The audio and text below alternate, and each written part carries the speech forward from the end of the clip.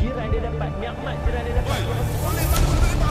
Jadi kita buat ibadat. Sudah tentu akhlak dia. Kita kat Mekah, hati kita bersih tu kan. Mak bapak kita pada tempat yang sewajarnya. Alamin wassalatu wassalamu ala sayyidina Muhammad.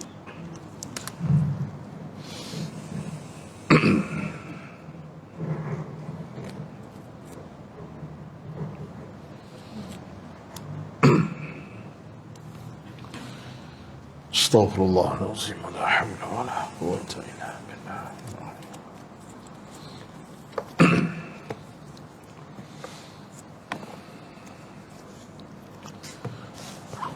Astaghfirullahaladzim, la hawla wa la. Al-Fatih. A'udzu billahi minasy syaithanir rajim. Bismillahirrahmanirrahim. Alhamdulillahi rabbil alamin, arrahmanir rahim, maliki yaumiddin. Iyyaka na'budu wa iyyaka nasta'in. Ihdinas siratal mustaqim, siratal ladzina an'amta 'alaihim, ghairil maghdubi 'alaihim waladdallin. Amin.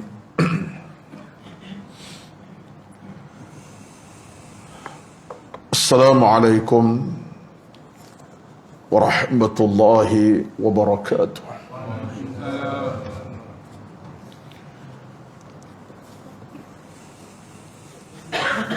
Alhamdulillahi rabbil alamin. Wa nusalli wa nusallimu ala sayyidina Muhammadin asyrafil anbiya'i wal mursalin wa ala alihi wa ashabihi ajma'in. ربنا عليك توكلنا وإليك أنبنا وإليك المصير. بسم الله الذي لا يضر مع اسمه شيء في الأرض ولا في السماء وهو السميع العليم. بسم الله الذي لا يضر مع اسمه شيء في الأرض ولا في السماء وهو السميع العليم. بسم الله الذي لا يضر مع اسمه شيء في الأرض ولا في السماء وهو السميع العليم.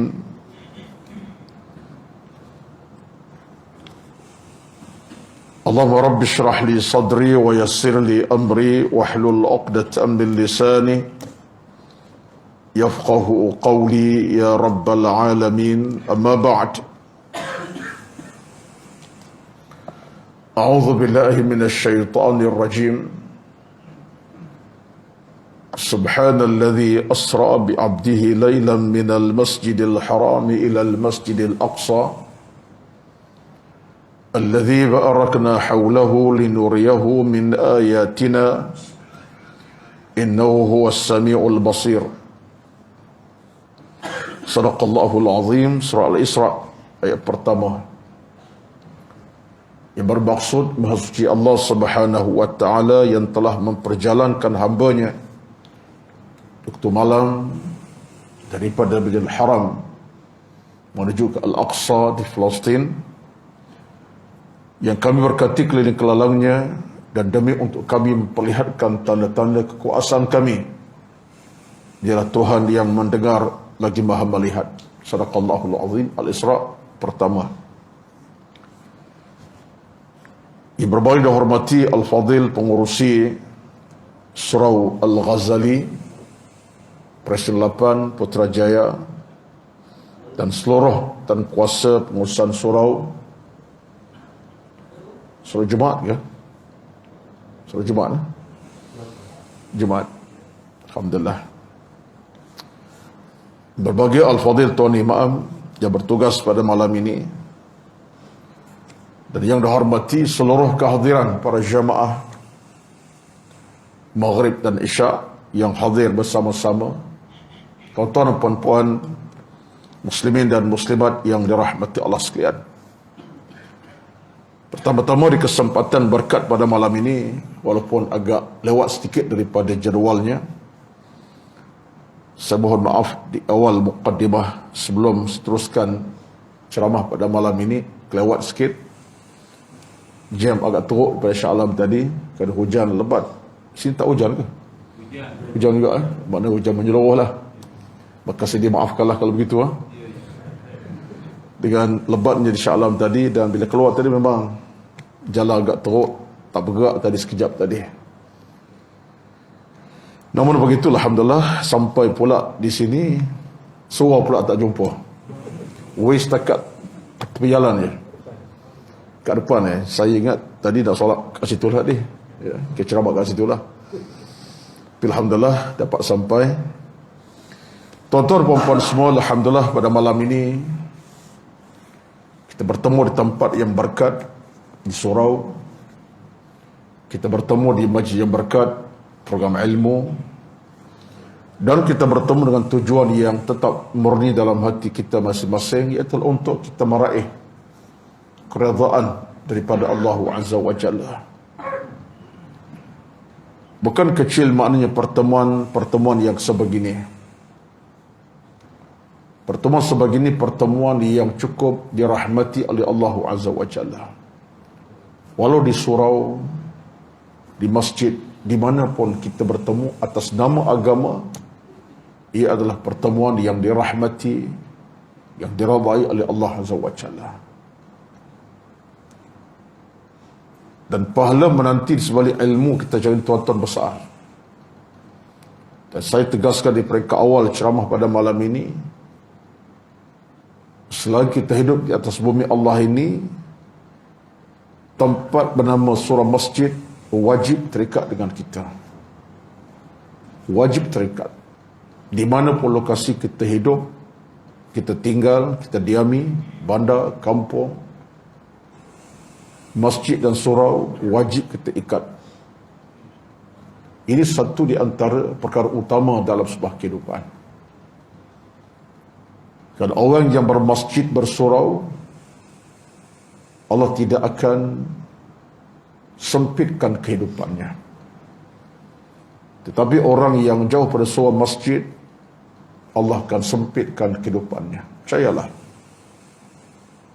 Dan kita nak ingatkan supaya masyarakat kita pada hari ini jangan ambil mudah tentang urusan surau dan masjid. Tak jumpa, cari.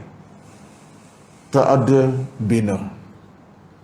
Jauh pun cari, dekat apatah lagi.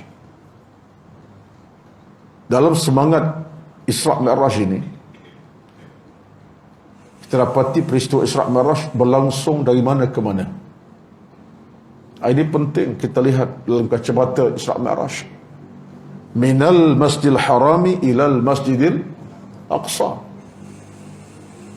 Allah sebut dalam Al-Quran, Subhanalladzi asra bi'abdihi laylan minal Masjidil Harami ilal Masjidil Aqsa. Terangnya Allah kata daripada Masjid Al-Haram Mekah ke Masjid Al-Aqsa di Palestin. Allah boleh saja mulakan Al-Aqsa Nabi daripada rumah kediaman, apa masalahnya? Daripada pasir Mekah pun luas, mulakan saja daripada pasir ke rumah Nabi ke, ataupun mana-mana rumah yang lain, bawa talib ke. Tapi tidak. Allah mula daripada Masjid Al-Haram, Al-Aqsa, dan balik semula ke Masjid Al-Haram di Baqatul Mukarramah. Ini apa makna ni? Ada makna yang tersirat, menunjuk kepada kita masjid ke masjid, kita nak kena jaga, ambil ruang dan peluang masjid ke masjid, masjid ke masjid. Dan sunnah ini sunnah yang abadi sampai kiamat. Satu dalam hidup kita, tempat yang paling selamat, yang paling sejahtera, masjid lah. Hari ini pun kalau ada berlaku dalam suasana masyarakat kecoh kapan, cari masjid. Tempat bermunajat, tempat berdoa, tempat merintih pada Allah Azza wa Jalla. Tsunami berlaku di Aceh 2004, kira-kira 17 tahun yang lalu. Masjid Baitur Rahman, semua orang datang. Yang solat pendek pun datang. Yang tak sembahyang pun masuk. Sebab dia tahu lokasinya selamat. Lokasi masjid, lokasi selamat. Tak tenggelam. Kalau tenggelam pun tak macam tempat lain. Ini menunjuk kepada kita bagaimana masjid dalam hati umat Muhammad ini tak boleh berpisah langsung. Bahkan kita kalau hidup di mana-mana sekalipun, nak pergi kawasan baru, nak bina rumah baru, nak pilih kawasan kedai baru, kita kena tanya pemaju tu, ni kawasan yang seluas 2 hektar ke 2 ekar ni, fasa A baru ni contohnya, fasa 1, 2, 3, 4, mana lokasi surau agak-agaknya? Tanya pemaju tu, mana lokasi masjid ni, kawasan seluas ni? Agaknya mana lokasi baik, saya nak cari kawasan kalau boleh lah dekat dengan surau, tapak surau. Tanya macam tu. Tapi mungkin orang tak tanya, dia tanya agak-agak kawasan sebenarnya mana shopping center, mana kawasan untuk beli belah, agak-agaknya bank bawah kat sini contohnya. Jadi macam tu kita tanya. Orang tak tanya mana lokasi surau masjid. Sehingga yang lebih mendukacitakan kita, kawasan terbangun dah 5-6 tahun, surau tak ada. Ada bukan tak ada tuan-tuan. Kawasan kediaman dah 5-6 tahun, dah 7 tahun, surau tak ada lagi. Kalau ada surau pun di penjuru sebuah rumah sewa. Penduduk dah 10 tahun, 8-7 tahun duduk, satu surau di kawasan satu penjuru rumah yang disewa. Jangan cakap lah sempit, jangan cakap. Tapi orangnya tak ramai, 1000 penduduk. 1000 tak ramai lah. Ini bagi saya lah, minta maaf bukan nak merepek, nak bagi tahu, menunjukkan ada something wrong yang tak kena. Jadi kita dalam hidup ini, biar jiwa kita dalam keadaan melekat dengan surau dan masjid. Tak ada cari, jauh pun datang. Tak boleh bina, kita buat gotong royong untuk bina surau, walaupun tak besar pun, insya-Allah. Ini semua tuan-tuan petanda aras dalam agama kita sebenarnya sedang berada jalan yang betul dalam sebuah kehidupan. Innama ya'muru masajidallah man amana billahi wal yawmil akhir wa aqama as-salata wa ata az-zakah wa lam yakhsha illa Allah fa'asa ulaika an yakunu minal muhtadin. Allah berjanji, surah At-Taubah ayat 108, siapa yang makmur rumah Allah, kata Allah, aku akan jaga dia, pelihara dia, aku akan selamatkannya, bagi hidayah kepadanya. Fa'asa ulaika an yakunu minal muhtadin. Jadi ini semangat Isra Mi'raj ni. Ibrah yang pertama saya nak mukaddimahkan di awal, masjid ke masjid, Al-Haram ke Al-Aqsa di Palestin. Yang jauh jangan kira lagi. Penting Nabi Isra masjid ke masjid. Dan Nabi tak tinggal masjid hingga Nabi hijrah ke Madinah sekalipun. Kemudiannya binaan pertama Nabi buat apa dia? Bukan bina rumah Nabi nak diami dulu, bukan Nabi cari tempat nak berniaga, bina Masjid Quba. Nabi letak asas utama di tapak nama Masjid Quba yang disebut dalam Al-Quran, la masjidun ussisa ala taqwa min awwali yaumin ahaqqu an taquma fihi. Masjid Quba. Dan berkat Quba sampai hari ini kita pergi umrah, ziarah Madinah, pergi Quba. Dan berkat Quba sampai hari ini Nabi berjanji kepada kita hadis yang sahih, siapa yang berwuduk di rumahnya kemudian pergi Masjid Quba solat 2 rakaat, apa pahalanya tuan-tuan? Dia solat dapat satu umrah. Man tatahhara baitihi thumma shalla raka'ataini, siapa yang berwuduk di rumahnya, di hotel lah, kalau kita orang Malaysia hotel lah kan, pergi ke Quba dan solat 2 rakaat di tempat itu, dapat satu pahala umrah. Mari tengok tuan-tuan ni, besarnya Bukan nak cerita aja, nak cerita Nabi bila masuk ke Madinah, Nabi cari lokasi bina Masjid Quba dulu. Inilah suatu cara hidup yang betul dalam agama. Kita bersamalah berjalan jauh sikit, tengok jam Zuhur dah ada, dah masuk, mana surau aku nak berhenti nak bersolat contohnya. Berjalan jauh sikit, dah masuk jam masa, cari-carilah mana nak berhenti, surau mana nak solat asar. Nak takhir ke, nak takdim, takhir lah.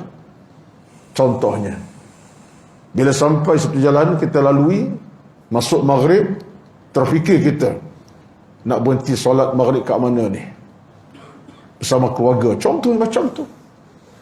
Tapi kalau tak berlaku macam tu, dia fikir benda lain. Nak berhenti makan kat mana, kira makan je. Pukul 10 berhenti dah sekali minum, pukul 1 cari lokasi nak makan lagi, masjid tak resah. Ini satu benda yang tidak betul lah.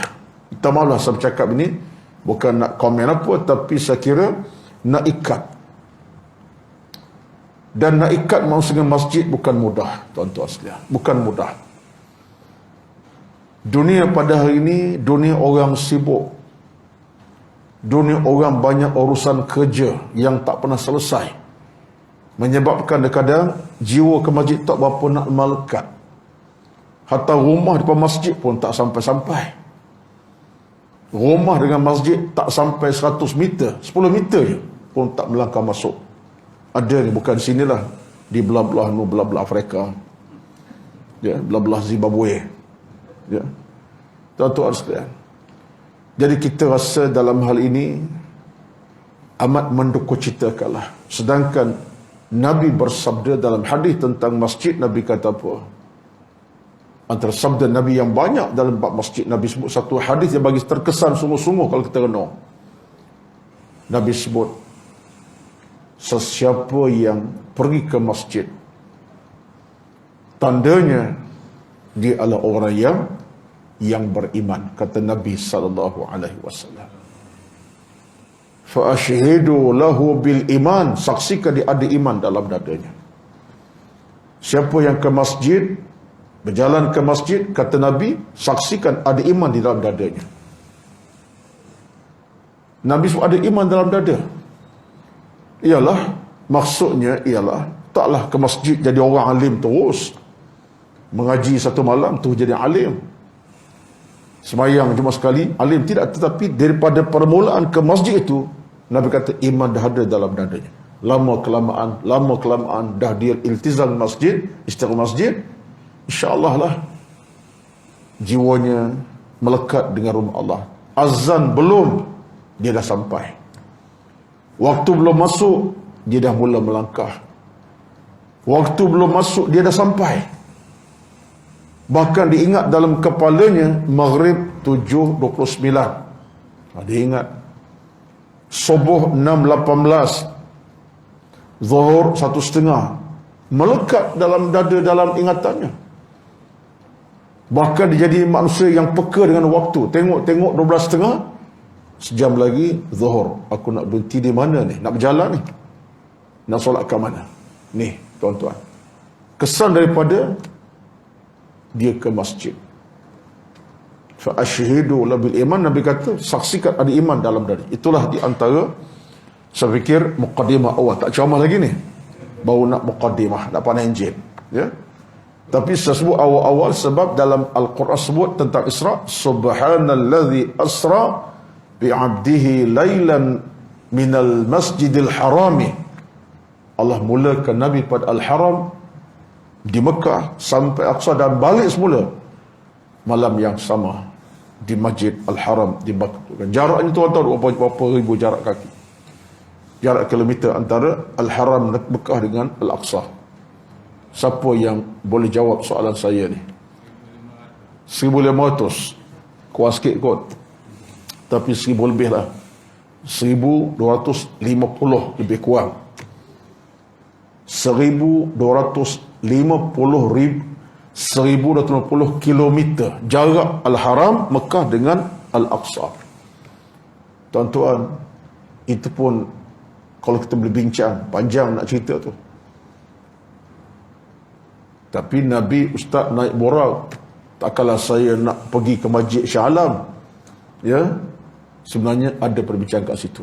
Saya tak nak bincang lah. Bagi saya mudah saja. Bukan soal jauh dekat masjid, tetapi jiwa masjid kena ada.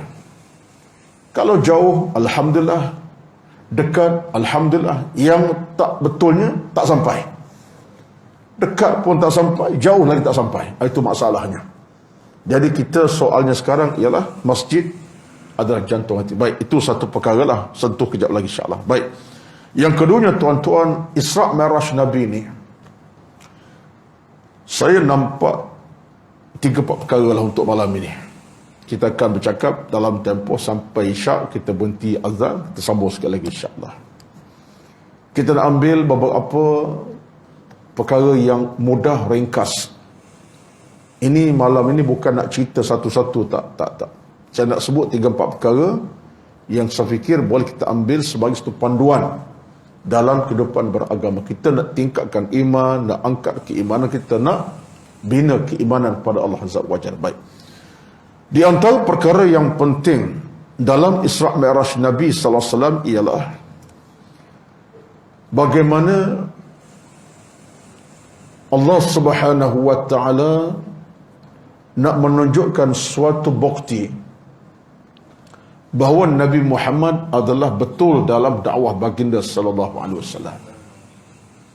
Ini satu cerita yang penting kita tengok. Isra' Mi'raj nak bukti Nabi betul. Saat bila mana orang Mekah kata Nabi macam-macam. Kata Nabi orang gila, tukang sahir, macam-macam. Orang Mekah tomah Nabi, tolak dakwah Nabi, hina Nabi sallallahu alaihi wasallam. Bahkan mereka hampir bunuh Nabi pun. Tolak dakwah Nabi ni. Muhammad, innaka la sahirun, tukang sahir. Innaka la majnun, Muhammad orang gila. Tak betul. Macam-macam tuan-tuan. Akhirnya Allah SWT jadikan Isra' Mi'raj untuk menandakan Muhammad betul, kamu yang salah. Orang bumi tolak Nabi, langit terima Nabi SAW. Itu bahasa saya lah. Orang bumi tolak Nabi, langit terima Nabi SAW. Allah angkat Nabi sampai ke langit, bukan setakat Al-Aqsa, sampai ke Sidratul Muntaha. Orang bumi kata macam-macam, tapi orang langit kata Muhammad betul. Tengok tuan-tuan.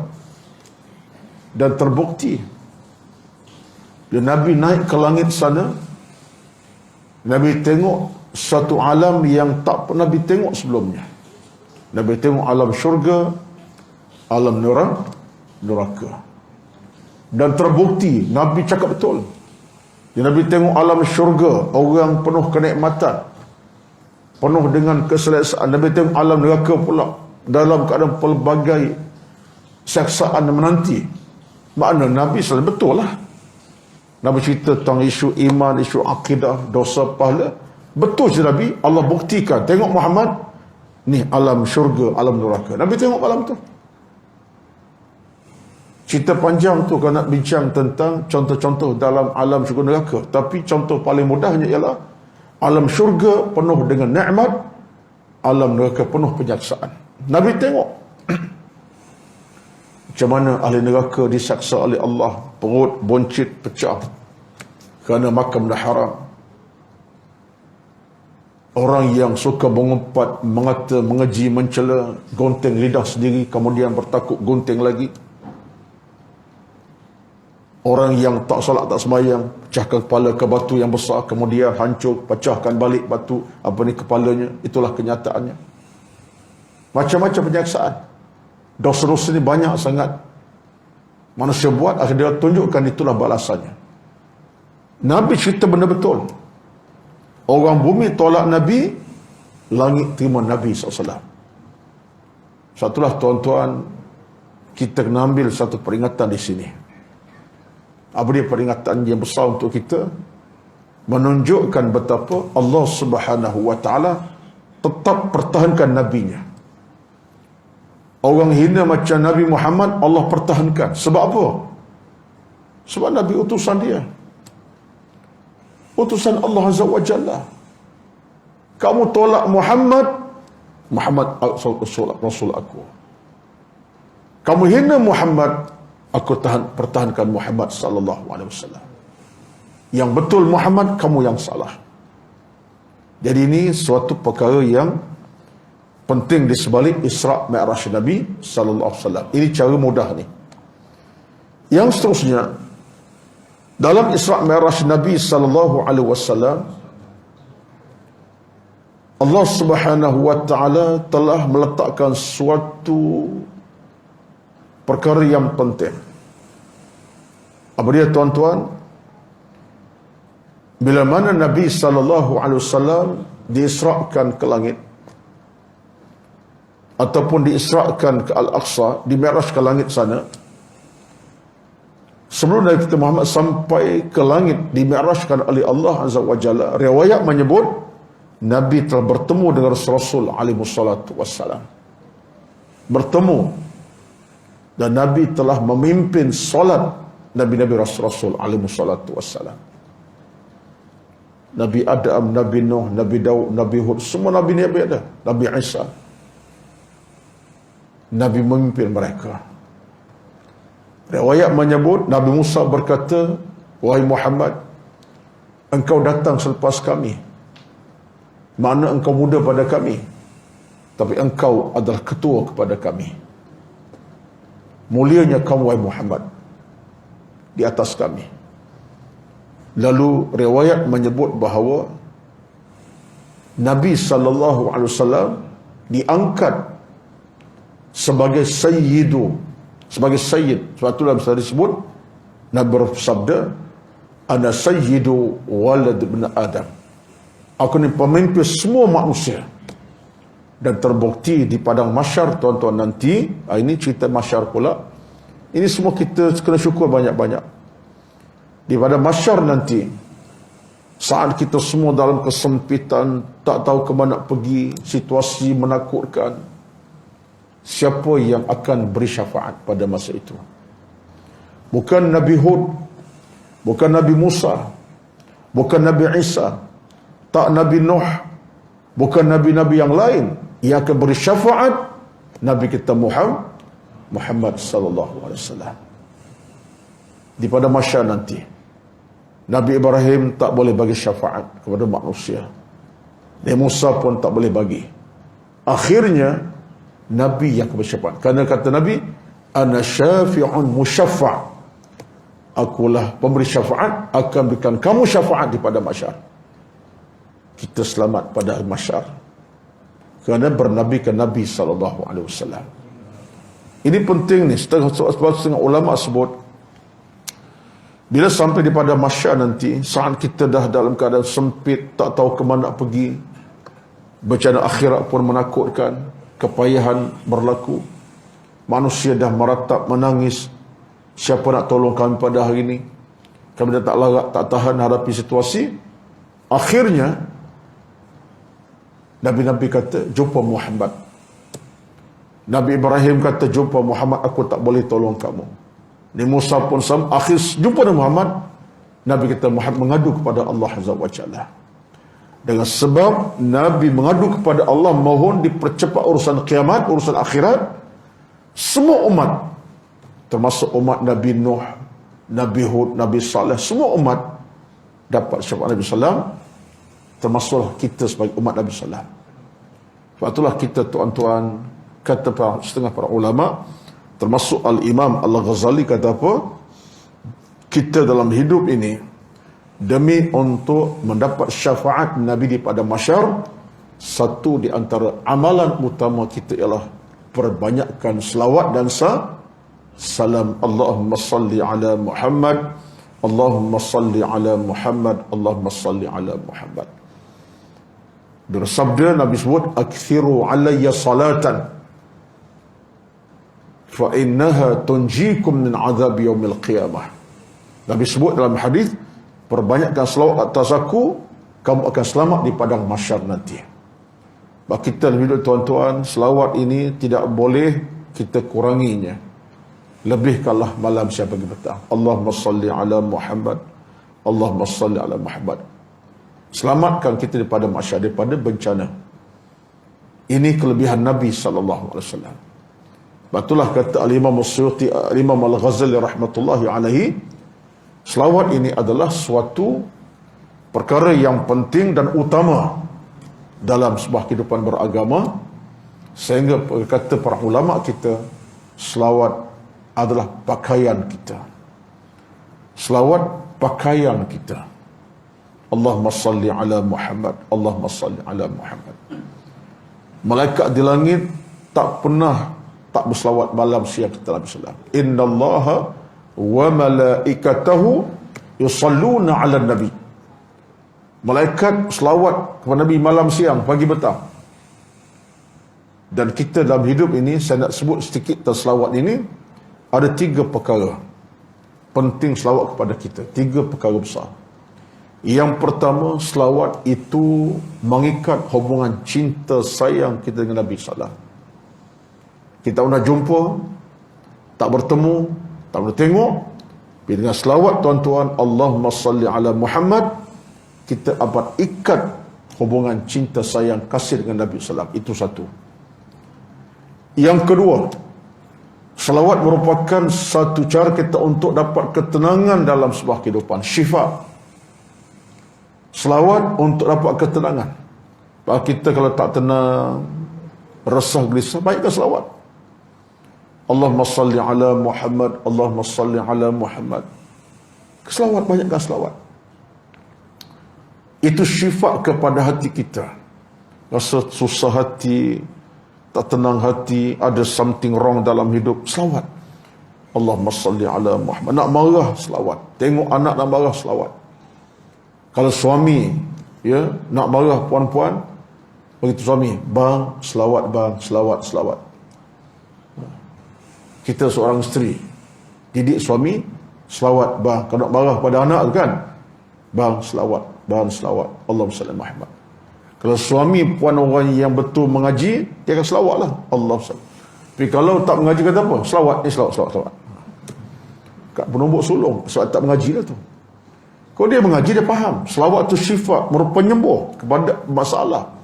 Kemarahan akan reda dengan selawat. Tuan-tuan, sama juga suami. Isteri nampak nak marah pada anak, yang Allahumma salli ala Muhammad. Selawat banyak-banyak, ya, redalah kemarahan. Isteri faham, dia akan buat. Tak faham, dia tendang suami dia. Kedua, selawat itu syifa pada kita. Yang ketiga, tuan-tuan, selawat adalah tiket ke syurga Allah Azza wa Jalla. Tiket ke syurga.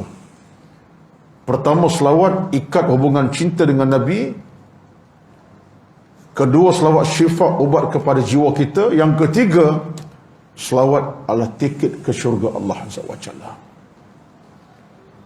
Di padang mahsyar nanti, orang paling banyak selawat akan dekat dengan Nabi sallallahu alaihi wasallam. Nabi kenal kita bukan kerana bangsa keturunan. Kita Melayu, Nabi Arab lagilah tak kenal. Kita cakap Melayu, Nabi Arab lagi jauh. Kenal Nabi kepada kita kerana selawat. Bila orang tu selawat banyak di pada masyarakat di hari akhir nanti, apa kedudukannya? Tiket ke syurga Allah Azza wa Jalla. Nabi kenal umat dengan selawat yang banyak. Al-Imam Al-Hasan Al-Basri, dia kata apa? Dia kata selawat adalah jalan mudah untuk ke syurga. Jalan ke syurga paling mudah selawat banyak-banyak. Kalau ustaz tak sembahyang, macam mana ustaz selawat saja? Tak boleh macam tu lah. Mentang-mentang punya selawat banyak, dia pun selawat saja. Zuhur selawat tapi tak sembahyang, tak boleh. Ibadat kena jaga. Ya. Ini pun perangai tak berapa nak cantik lah ni. Ya. Sepatutnya dalam agama jagalah ibadat tu. Ini bunyi selawat banyak, 10,000 kali. Zuhur terlepas, asar lewat, isyak tak sempat. Tak jadi. Kita kena gabungkan amal kita, yang wajib kita buat, yang sunat kita lakukan. Itu baru betul. Baik. Isyak dah masuk, kita dengar azan kot. Oh, itu 2 minit lah. Oh, itu betul lah tu. Jam saya pun tak 8.38 lagi. Baik. Jadi 3 kelebihan selawat. Baik tuan-tuan. Kemudiannya, dalam Isra' Mi'raj Nabi SAW tuan, ini kita ambil ibrah-ibrah yang ringkas sajalah ya. Kita nak bawa dalam suasana, kita nak amalkan segera. Antara yang ketiga ialah dalam Isra' Mi'raj Nabi SAW ialah apa ibrah yang kita boleh ambil. Nabi SAW pada malam itu telah menerima suatu arahan yang paling besar sekali, iaitu arahan untuk salat. Ibadat zakat wajib di bumi, ibadat puasa wajib di bumi, tapi ibadat salat Allah wajibkan di langit. Itu sebab itulah kata ulama, salat adalah tiang kepada semua amalan. Allah perintahkan salat di langit, bukan di bumi. Nabi pergi terima arahan di langit. Dan Allah perintah Nabi di langit, bukan di bumi. Berbeza dengan arahan puasa di bumi tahun kedua hijrah di Madinah. Kewajipan zakat di bumi juga. Jadi ini menunjuk kepada kita bahawa solat adalah tiang kepada sebuah kehidupan beragama. Kita dengar azan, kemudian kita sambung lagi insya-Allah.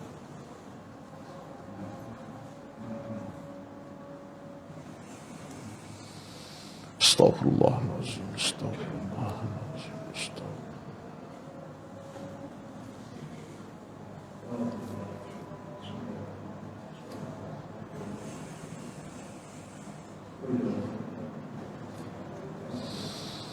Lakal hamdu kama yanbaghi li jalali wajhika.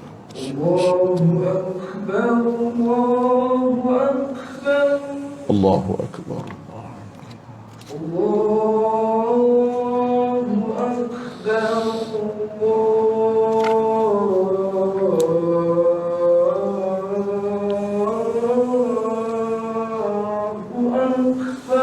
Allahu akbar.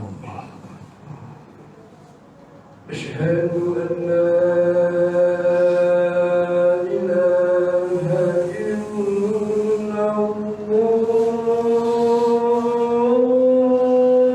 Asyhadu an la ilaha illallah. Asyhadu an la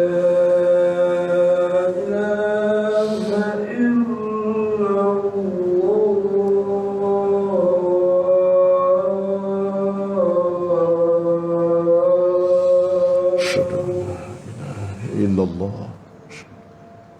Asyhadu anna Muhammadar Rasulullah.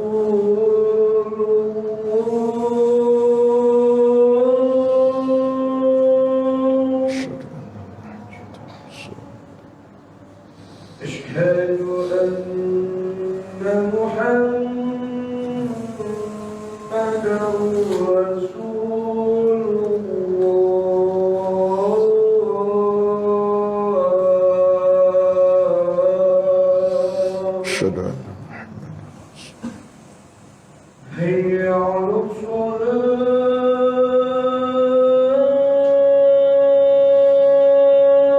لا حول ولا قوة إلا بالله.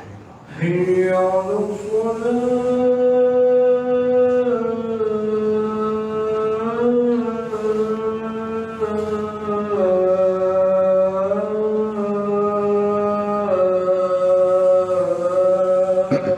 لا حول ولا قوة إلا بالله.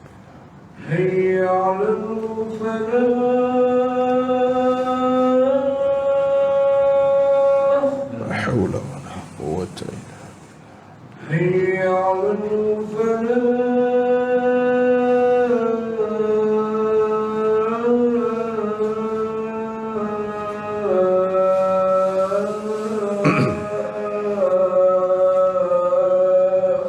لا حول ولا قوة إلا بالله. الله أكبر.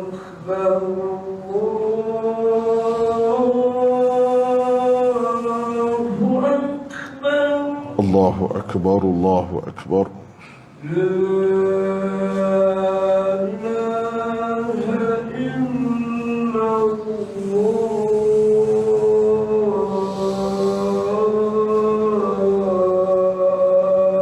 ilaha illallah wahdahu la syarika lahu. Allahumma salli ala Muhammadin. Allahumma salli ala Muhammad. Allahumma salli.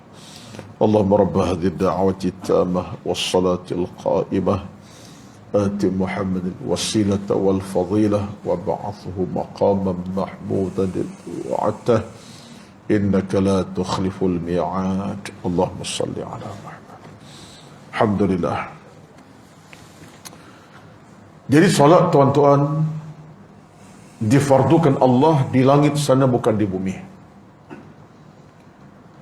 Itulah para ulama menegaskan dengan tegas, solat tiang kehidupan kita. As-salatu mi'rajul mu'min. Salat tinggi dalam hidup orang yang beriman. Saya nak sentuh sikit, bukanlah nak mengajar tentang hal salat, tapi nak sentuh sikit pada tuan-tuan pada malam ini. Isu yang kita hadapi sekarang ialah kadang-kadang ada orang ambil sikap mudah tentang bab salat. Kerana faktor sibuk, kadang-kadang tak salat. Kadang-kadang faktor letih, abaikan salat. Faktor sibuk dengan urusan kerja, tak apalah, salat tu kemudian tak apa, tinggal pun tak apa.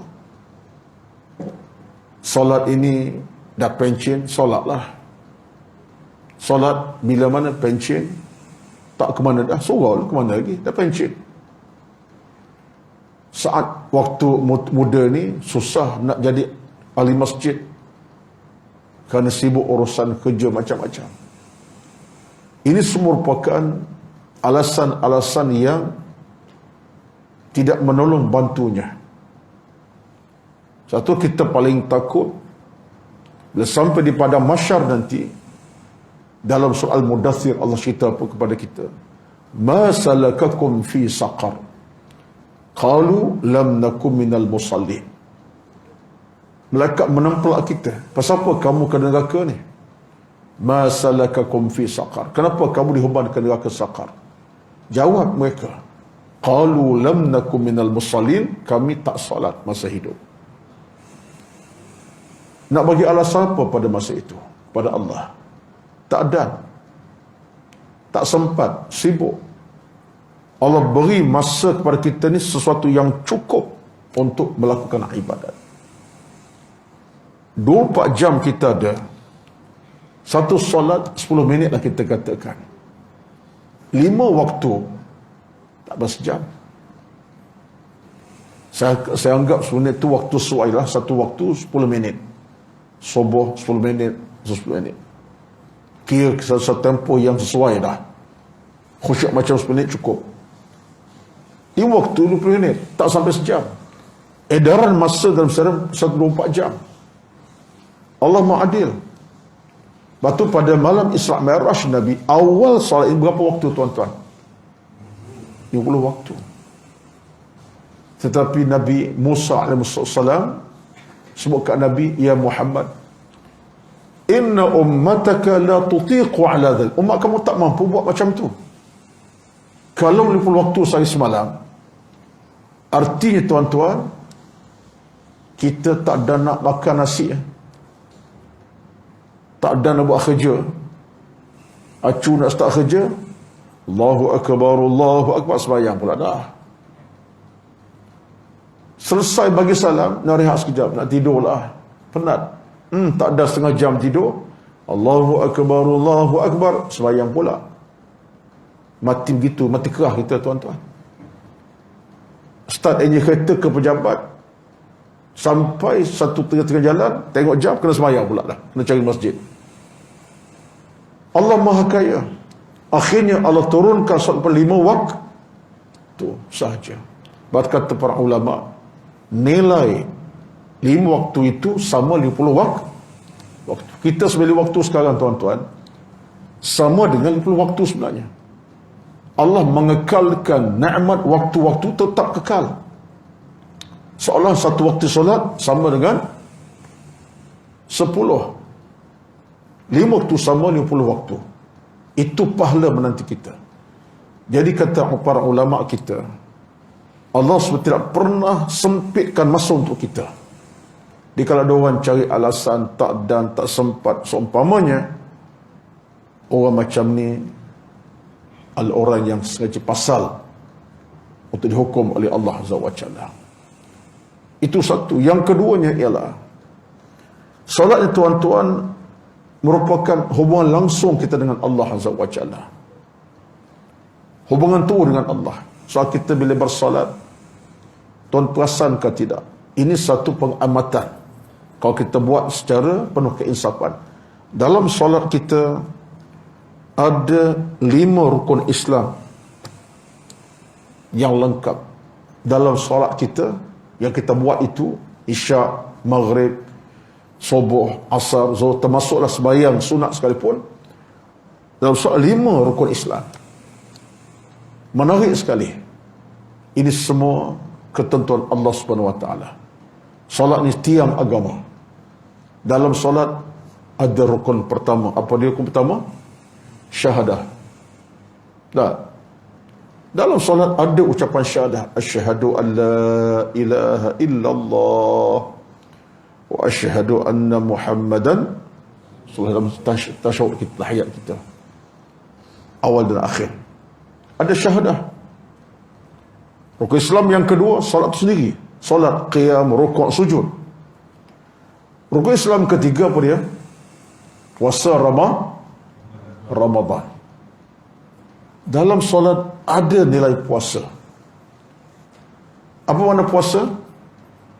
Tak makan, tidak minum. Dalam solat haram sambil makan, sambil solat. Minum, solat. Batal sembahyang kita. Dalam solat, nilai puasa dia. Kita boleh nak sentuh apa saja dalam solat. Kalau ada makan dalam mulut pun kita kena buang dan bersihkannya. Nilai puasa dalam solat ada. Rukun yang keempat, dalam rukun Islam yang keempat apa dia? Zakat. Zakat mana zakat tuan-tuan? Zakatlah pembersihan jiwa dan harta. Itu zakat. Zakat tujuan untuk bersihkan jiwa supaya tak kedekut dan bersihkan harta sekali. Itu zakat.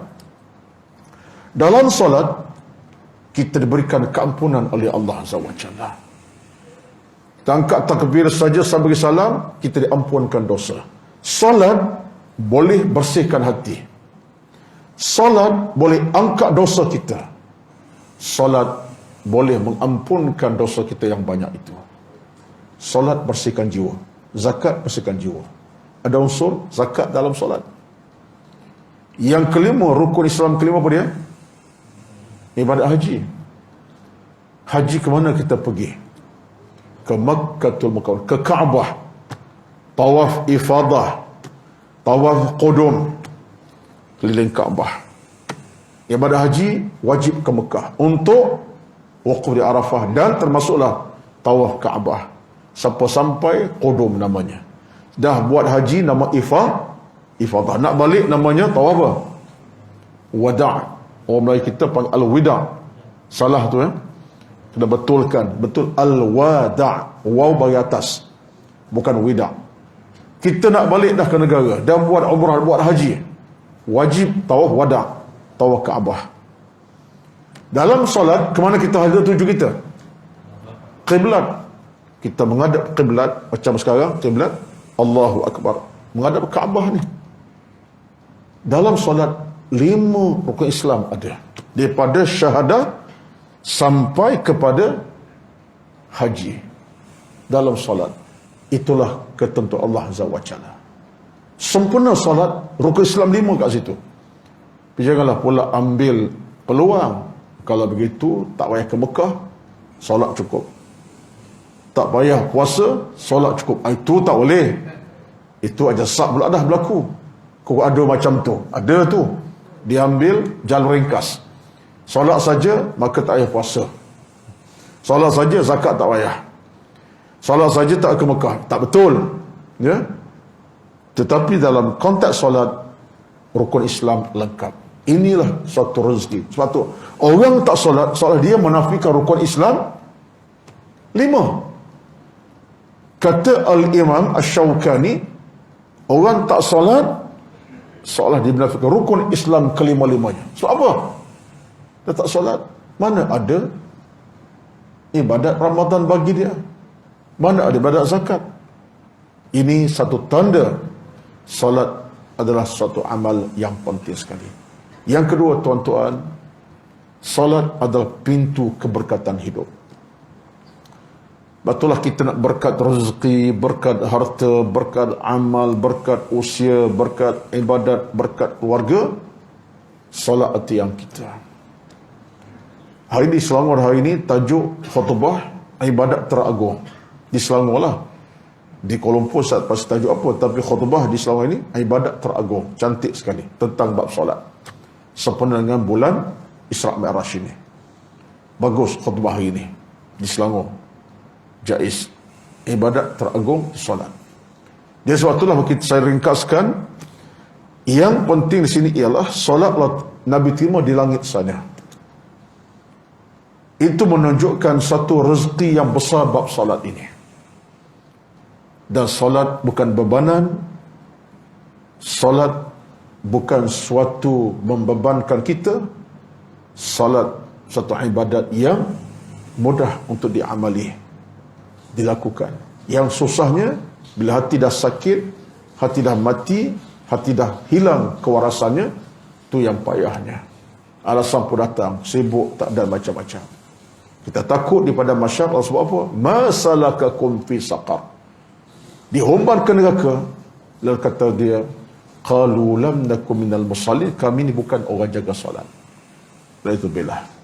Tuan-tuan, di penghujungnya, masa dah sampai ke penghujungnya, ya, kita sebut hanya malam ni 1, 2, 3, 4 saja. Saya ingat tu tuan-tuan, saya ingat. Seterusnya yang terakhir pada malam ini, bercakap Isra' Mi'raj ini, Subhanallahil Azim, tuan-tuan. Satu di antara benda besar di Isra' Mi'raj, saya suka sangat sebut sentiasa dalam kuliah-kuliah saya saban tahun, ialah bagaimana Isra' Mi'raj telah meletakkan titik penting tentang dua kelompok manusia, yang mukmin, yang kufur. Ini Isra' Mi'raj.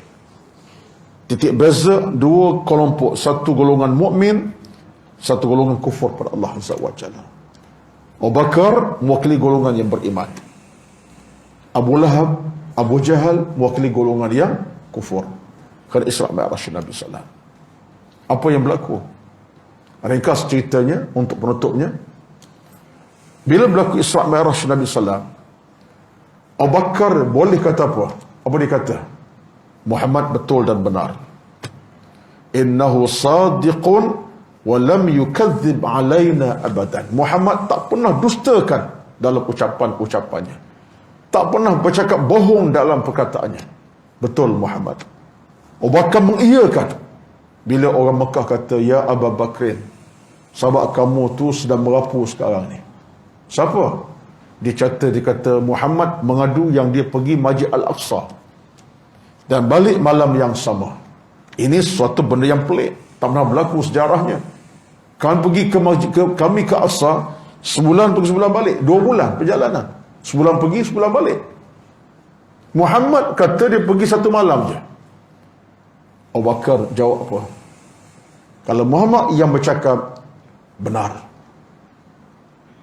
Muhammad tak berdusta. Bahkan kalau dia kata ke langit aku percaya. Tengok sikap Abu Bakar tentang agama. Dia terima agama, terima kebenaran penuh keinsafan kepada Allah SWT.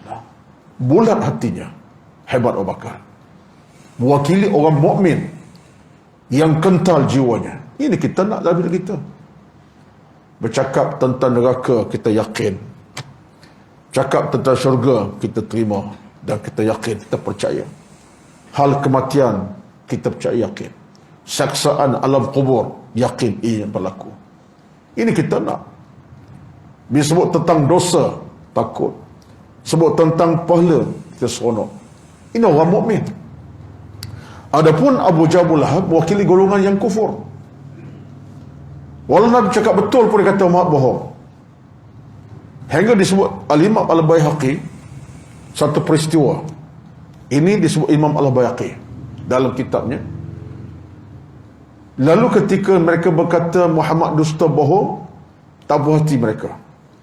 Dan mereka kata, tak apalah Muhammad, kami nak bukti kamu ni betul ke salah, kita kumpul orang ramai di Mekah ni. Bercakaplah kepada orang ramai tentang apa kamu nak ceritakan. Kami nak bukti betul dan salah kamu. Lalu Nabi pun dibawa ke tengah orang ramai. Mereka tanya Nabi. Siapa tanya? Abu Lahab, Abu Jahal tanya Nabi. Muhammad, kalau engkau sebut yang kamu dah sampai ke Masjid Al-Aqsa, tolong cerita kepada kami bagaimana Al-Aqsa itu. Keadaan Al-Aqsa macam mana? Kami dah pergi dah. Dan engkau kata kamu pergi Al-Aqsa, balik mana sama. Apa Al-Aqsa macam mana? Situasi macam mana? Dengan bahasa mudahnya, sebutkan Al-Aqsa macam mana? Keluasannya, tingkatnya, keluasannya, binaannya, kubahnya, dia punya dalam luarnya, agaknya kapek macam mana, tingkap macam mana, pintu macam mana. Bayangkan kami tahu. Kalau engkau pergi, engkau mesti dapat jawab soalan kami. Dia ingat Nabi pergi Aqsa, dia bilang tiang masjid. Macam dia. Nabi bukan kerja, Nabi bilang tiang masjid. Tingkap macam mana? Bila ditanya kepada Nabi tentang soalan macam, Nabi berat nak jawab. Tetapi Allah Maha Kaya, riwayat sebut digambarkan Al-Aqsa depan wajah Nabi. Nabi pun jawab Aqsa sekian. Lalu bila Nabi jawab, betul jawapan Nabi. Allah Maha Kaya, Allah tolong bantu Nabi-Nya SAW. Wallahu ya'asimuka minan nas. Allah sebut Quran, Allah akan jaga Muhammad daripada kejahatan manusia. Mereka tak boleh berlaku jahat pada Nabi SAW. Allah pelihara Nabi, Allah jaga Nabi. Nabi pun jawab Al-Aqsa sekian. Allah gambar dengan suatu mukjizat, keluasannya, situasinya. Nabi cakap benar. Soalan kedua Muhammad, soalan kedua pula. Yang pertama dah nampak betul dah. Yang kedua, bila akan pulang satu kafilah perniagaan daripada Syam? Mereka akan pulang bila-bila masa. Bila nak sampai? Nabi kata, aku tak tahu. Kamu mesti tahu. Sebab kamu kalau ke Al-Aqsa, kamu di jalan itu mesti jumpa kafilah ini. Macam mana kamu tak tahu? Mukjizat pun datang. Datang Jibril kepada Nabi, ya Muhammad, khabar kepada mereka itu. Mereka tak nampak Jibril. Dia kata kepada Nabi, ya Muhammad, kafilah sedang perjalanan, akan sampai kejap lagi. Mereka sedang berjalan masuk ke Madinah sekarang ni. Kafilah tu berjalan masuk dah, hampir dah sampai. Tunggu. Nabi kata, ya, wahai Abu Lahab, kau tanya aku tentang bila kafilah berniaga akan sampai ke Madinah. Mereka dalam jalan akan sampai bila-bila masa sahaja. Tunggulah, akan sampai kejap lagi. Menunggu sampai masa, sampai kafilah itu. Arti Nabi tak berdusta. Bertemu Nabi jalanan. Bila semuanya betul bagi Nabi, jawapan keluasan Aqsa pun betul, kafilah betul pun sampai pada masanya. Abu Lahab apa kata kat Nabi? Abu Jahal kata kat Nabi, wahai tuan-tuan semua, Muhammad benar dah jawapannya.